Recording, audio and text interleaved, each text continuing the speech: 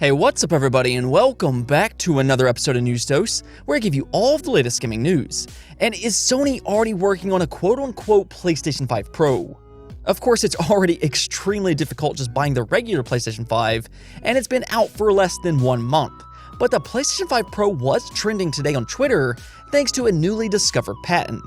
Now, does this patent actually mean anything or not though? That's the question, so we'll go over all of that today.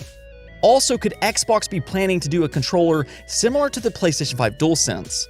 Fans have certainly been thrilled about the new technology within the DualSense since it released, and based off some recent comments by Phil Spencer, Xbox could be trying to do the same thing, so stay tuned for that as well.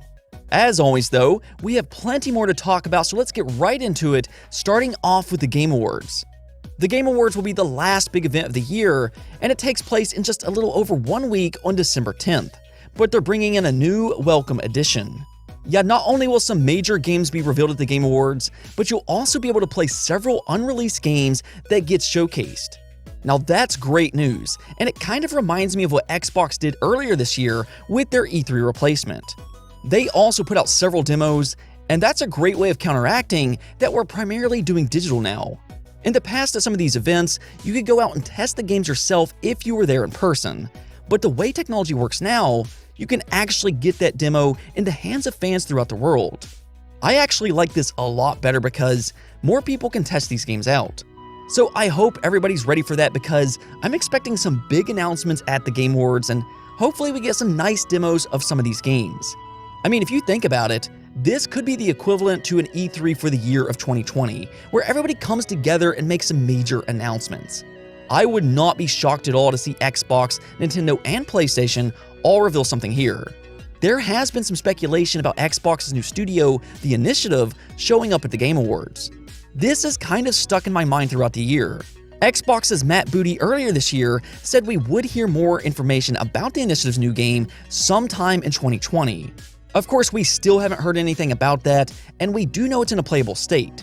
And then there was the Video Game Chronicles, which reported that whatever the Initiative was working on was going to be at the Xbox event in, I believe, August. Obviously, that didn't happen either, but VGC is a very trustworthy website, so maybe it just got pushed back to the Game Awards. Microsoft did reveal the Xbox Series X and Hellblade 2 at last year's Game Awards, so I could definitely see them making another big announcement here. As to what the Initiative is working on, though, I'm not entirely sure. There's a rumor that it's set in a Perfect Dark universe, but we'll have to wait and see. Let me know though, what do you think will show up at the Game Awards?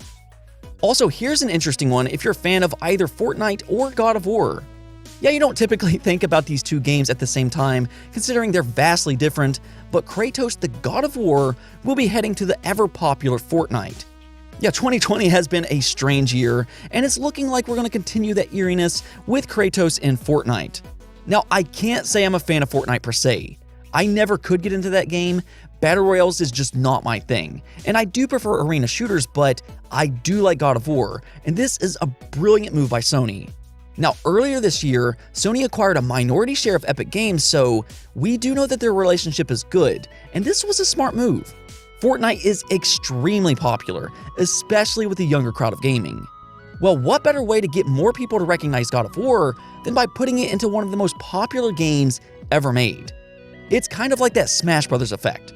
A lot of characters that shows up in that game, it suddenly gets more fans interested in franchises they've never played before. It happens all the time, and the same thing could happen with God of War. I like this move a lot though, and I'll be interested to see if more mascots start popping up in Fortnite going forward. I know they've been doing some Star Wars stuff, and in the past they've done Marvel's Avengers, along with some other cameos, but I like these game crossovers, and I hope to see more like it. That could be really good for the industry as a whole, and if any franchise deserves more attention, it's God of War. I believe God of War on the PlayStation 4 was the perfect single-player experience, and I'm excited to see Ragnarok next year in 2020. Moving on, we have a couple virtual reality games to talk about.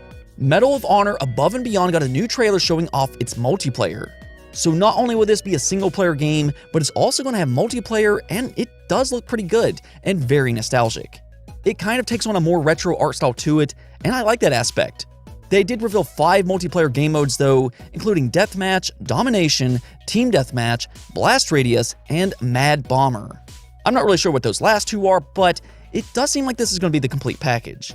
Now, previously, it seemed like this was an Oculus Store exclusive, but apparently it will also be coming to Steam day one. If you go over to Steam, you can see it's set to release on December 11th. So if you're kind of cautious with Facebook's new policies, you can instead pick up Medal of Honor on Steam.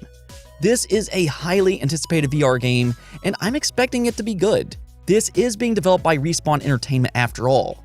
Yeah, this is coming from the Titanfall studio, so there's a lot to be excited about here. You have a beloved franchise with a great developer behind it. On paper, this should be a great game, and based off what I've seen so far, I think it certainly has a lot of potential. That's not the only big VR game coming this month though, because Flight Simulator will be getting a new update that includes virtual reality. We've known for a while Asobo and Microsoft was working on a VR update, but it's finally here, and the cool thing is that it will be available for all VR headsets. Previously, it was planned to just be for the HP Reverb G2, but now it will also be available on other VR headsets on Windows PCs. That means you can play Flight Sim with your Valve Index or Oculus headsets, and this is just great news. It's apparently going to be out on December 23rd, just in time for the holidays. So if you get a new VR headset this holiday, this will be the perfect game to try out. I think this is going to be an incredible VR experience. Flight Simulator is already one of the best games this year, and now it can also be one of the best VR titles.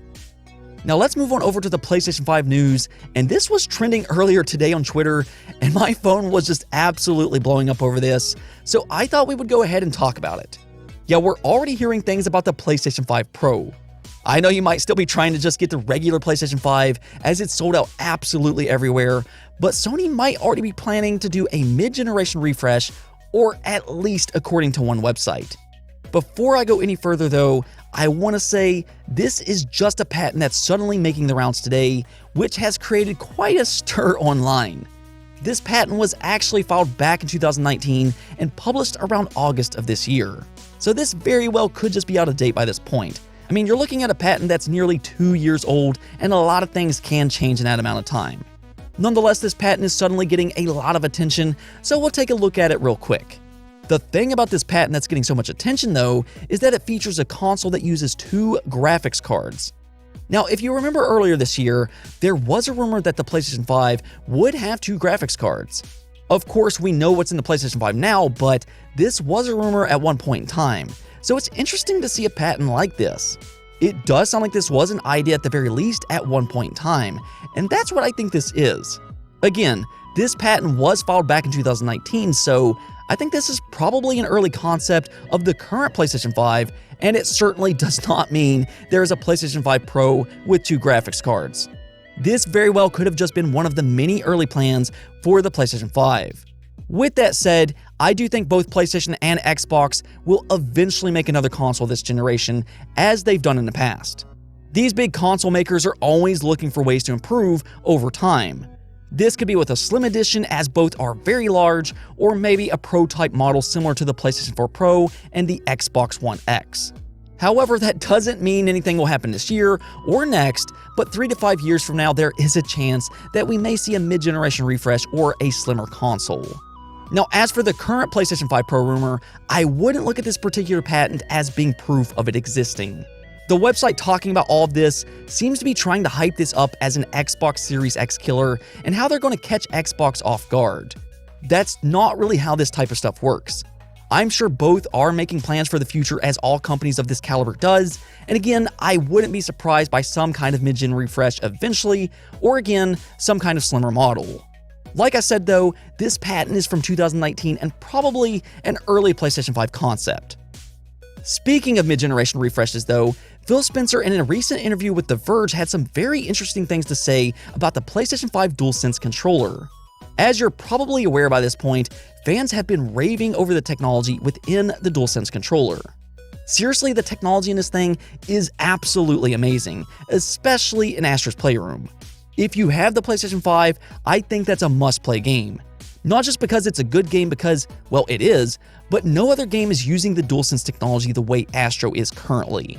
Regardless, Phil Spencer applauded Sony for the DualSense controller, and listen to what he had to say.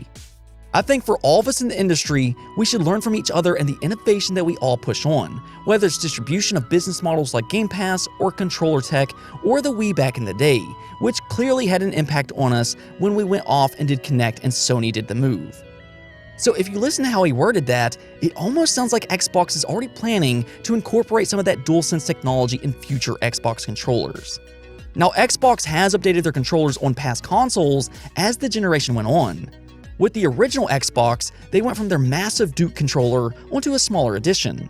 Then with the Xbox One, they added Bluetooth and a different audio port years after the Xbox One originally released. So they're no strangers to adding things to their controller throughout the generation, and in fact, they seem to release more controllers than anybody else. They're constantly making new controllers, whether it's just new colors, the Elite Edition, or something with new features. So I could see them adding advanced haptic feedback in the Xbox Series controllers sometime this generation. This is just speculation, of course, but they already do have haptic feedback within their triggers.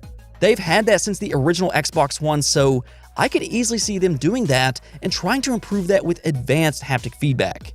We do know a third-party company by the name of Immersive worked on that technology, and they also did HD Rumble on the Switch, so yeah, I could see Xbox doing a mid-generation refresh with their controller. They already have a very comfortable controller with great input latency, but if you listen to Phil Spencer and how they should learn from each other, it seems like they're interested and might try to get some of that technology for themselves. At the very least, I could see advanced impulse triggers in future controllers. Anyways though, that's it for this episode, but if you liked the video, don't forget to bell notification and subscribe button for more content just like this. Also, if you'd like to support the channel through Patreon, thank you for making this content possible. Peace out.